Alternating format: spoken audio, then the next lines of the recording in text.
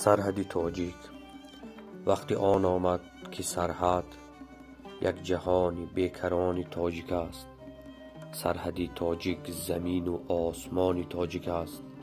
هم مقدم هم مقدس آستانی تاجیک است. ابتدای اضطراب و امتحانی تاجیک است. مرز شیران ژیانی تاجیک است. هر کسی بشکست خطی مرز ما را با غرض. برق آسا در نشانی تاجیک است. در نشانی بی خطای صد کمانی تاجیک است. رد پای دشمنانی تاجیک است.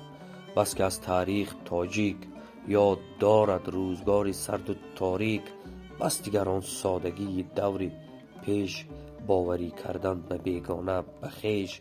مرزبان تاجیکستانم به پیش. بعد از این یک ذره خاکی سرزمینی کوچک خود را نمی بخشم. گوری پاک رفتگان را خواستگاهی کودکی خود را نمی بخشم. سرحدی تاجیک جهانی تاجیک است. نقطه حساس هر یک مرزبانی تاجیک است. مرز ناموسی زنانی تاجیک است. همچو آغوش عزیزی مادرانی تاجیک است. بلکه نبضی بیقراری جسم و جانی تاجیک است. آره آره سرحدی تاجیک جهانی تاجیک است.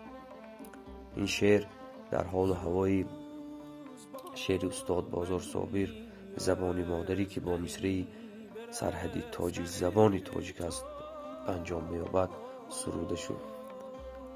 همچنین سبب اصلی انشای شعر آن است که در چند روز آخر جانب قرقیزستان حریم هوایی تاجیکستان را تکرار به تکرار ویران میکند و از آیین دوستی و همسایه‌داری و از حجت و پیمان‌هایی که امضا کرده است بیرون می‌رود.